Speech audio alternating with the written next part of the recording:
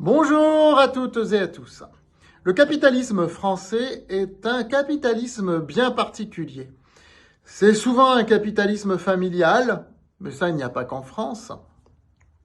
Et plus spécifique à la France, c'est un capitalisme qui est assez lié à l'État et à la politique globale française.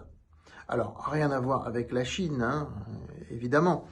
Mais on va dire qu'il y a beaucoup d'entreprises qui sont là pour refléter, pour servir, pour compléter le modèle social français, modèle d'avantage aux travailleurs, aux salariés, avec de la défiscalisation pour les tickets restaurants, ce genre de choses. Modèle basé sur tout ce qui est service collectif, hein, donc beaucoup de services aux collectivités, parce qu'il y a énormément de collectivités en France, hein, les mairies, les conseils municipaux généraux, enfin les conseils municipaux ça fait partie des mairies, mais les conseils généraux, énormément d'établissements publics, hospitaliers, lycées, casernes, etc., beaucoup d'établissements donc sous contrôle de l'État et donc beaucoup de sociétés pour être au service de ces collectivités.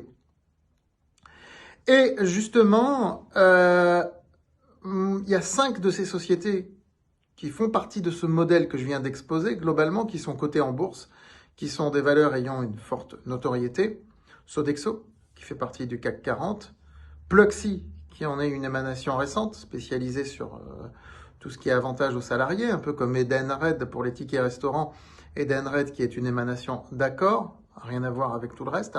Donc voilà, je viens de vous en citer 3, Sodexo, Pluxee, Edenred. Il y a aussi Elior, qui est sur la même catégorie de business, et Elis, qui est aussi sur la même catégorie, plutôt pour tout ce qui est prestations de blanchisserie, de linge, etc. Alors qu'avec Sodexo et avec Elior, on est plus sur la restauration collective. Mais on est aussi sur d'autres services aux collectivités. Eh bien, l'ensemble de ces titres est en panne aujourd'hui. C'est ce que nous allons voir dans cette vidéo.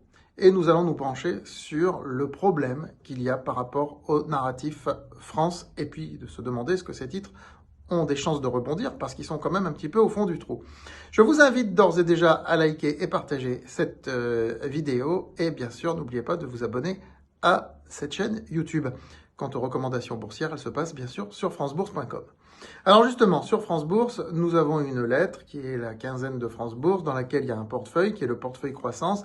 Et dans le portefeuille croissance, il y a 2 des 5 titres que je vous ai cités. Mais ils sont rentrés récemment. Très récemment. Après la chute. Ça ne veut pas forcément dire que la chute est finie. Je n'ai pas de boule de cristal, comme je dis toujours. Mais je ne suis pas le maître du destin des actions. Mais si j'ai fait rentrer 2 de ces 5 valeurs, c'est que je me dis qu'à un moment donné, les fondamentaux vont finir par reprendre le pas sur ce qu'est actuellement la raison des marchés. Parce que ces sociétés ont sévèrement morflé. Regardons quelques graphiques. Tenez par exemple Sodexo. Le graphique sur 5 ans parle de lui-même. Regardons Pluxee, son émanation. Le graphique est plus récent, hein. Il a 2 ans et demi à peu près, 3 ans à peu près. Voilà, donc vous voyez, le graphique aussi, il parle de lui-même. Si on voit Elior, c'est pas terrible non plus. Alors Elior est passé par des restructurations, d'accord, mais Elior vient d'annoncer de très bons résultats sur l'exercice décalé 2024-2025, terminé au 31 septembre 2025. Mais quand je dis très bons, c'est qu'ils sont même surprenants. Un résultat net de 88 millions d'euros pour une capitalisation d'un peu plus de 600 millions. Un endettement en baisse. Donc Elior n'est pas asphyxié par sa dette. Même si la dette est élevée, c'est une dette qui est élevée pour tout le secteur. C'est un secteur qui travaille avec beaucoup de dettes. Hein, donc c'est consubstantiel au secteur. Mais les très bons résultats montrent que la dette n'est pas pénalisante. La boîte est valorisée à un PER de 7 à peu près actuellement, ce qui est très très faible. Hein. Donc malgré les très bons résultats, Sodexo, qui a été une star du CAC 40 pendant plusieurs années, s'est littéralement effondré. Mais non pas parce que les résultats sont mauvais, mais parce que le titre a été rétrogradé socialement. Le rang social de toutes ces valeurs a baissé. Et même si Edenred n'est pas dans le service aux collectivités, elle est quand même aussi positionnée sur ce modèle social qui est celui des tickets restaurants, des fiscalisations pour les boîtes, avantages aux salariés, etc., etc. Même Edenred a lourdement plongé alors que c'était une star de la Bourse de Paris il y a quelques années. Donc, encore une fois, le phénomène est sociologique. Ce ne sont pas les fondamentaux qui sont moins bons, c'est que ce sont des boîtes qui sont passées en gros d'un PER de 20 ou 18 à un PER de 10 ou 11, voire moins parfois, comme on l'a vu pour Elior. Mais Elior sort d'une recovery en plus. Elior, tu as un PER de 8 actuellement, même pas 8, 7,5, quelque chose comme ça. Sodexo est à un PER autour de 10. Il y a quelques années, Sodexo était à un PER de 17, 18. Pourtant, je le répète, les résultats ne déméritent pas, le chiffre d'affaires ne démérite pas. Ce sont des sociétés qui continuent de tracer leur chemin. C'est une explication, encore une fois, sociologique. Le rang social de ces boîtes est passé de là à là, dans la stratification de l'espace des actions. C'est comme quelqu'un qui a un prestige social qui passe de là à là. Je peux citer un de mes métiers, celui d'enseignant. Alors, j'ai jamais connu l'époque où les enseignants avaient un super statut social. Hein. Je ne suis pas assez vieux pour ça. Même lorsque j'étais lycéen, c'était entre les deux. Mais bon, j'en ai entendu parler. Les enseignants, c'était un statut social qui était là. Ensuite, il est passé là. Lorsque moi, j'étais étudiant élève. Ensuite, lorsque j'ai commencé à enseigner, il est passé là. Et aujourd'hui, il est complètement au fond du trou.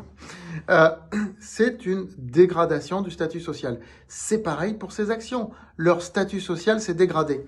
Alors pourquoi? À cause du narratif France. À cause de ce qui se passe depuis 1 an et demi en France. Dissolution ratée, gouvernement qui change tout le temps, qui tombe, incertitude, instabilité, etc., etc. Et parallèlement à tout ça, un problème économique qui est l'explosion de la dette. La France qui, on se demande si elle va pouvoir rembourser ses intérêts, etc., etc. La France va-t-elle pouvoir maintenir son modèle social? La France va-t-elle pouvoir maintenir ses collectivités? Toute la question des investisseurs, elle est là en définitive. Est-ce que la France va pouvoir continuer de se permettre d'avoir autant de lycées, d'avoir autant d'hôpitaux qu'elle va continuer de financer de la sorte, etc. Est-ce que ces hôpitaux, est-ce que ces lycées qui vivent des subventions, qui vivent des sous de l'État, vont-ils pouvoir continuer d'acheter ces prestations de restauration collective et compagnie? Évidemment que oui, évidemment que oui. Donc, c'est juste qu'aujourd'hui, ce narratif est complètement délaissé. Qu'aujourd'hui, un certain nombre de ces valeurs sont délaissées. Maintenant, c'est pas dit que ce narratif revienne à la mode et refasse des émules. Hein. Mais à un moment donné, quand les fondamentaux sont trop bas, on sait que les rivières rejoignent leur lit. C'est un principe aussi.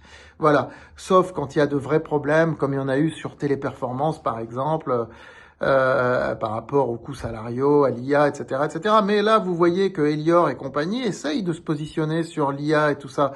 Donc, voilà, je pense que ces boîtes, à un moment donné, reviendront sur le devant de la scène, mais ne récupéreront pas le statut social qu'elles avaient. Voilà, nos abonnés savent quoi faire exactement. Je vous dis à très vite, mais c'est des sociétés à suivre. C'est des sociétés qui représentent bien le modèle français et qui sont à suivre. Voilà, il n'y a pas que l'IA et les microprocesseurs dans la vie. À très vite.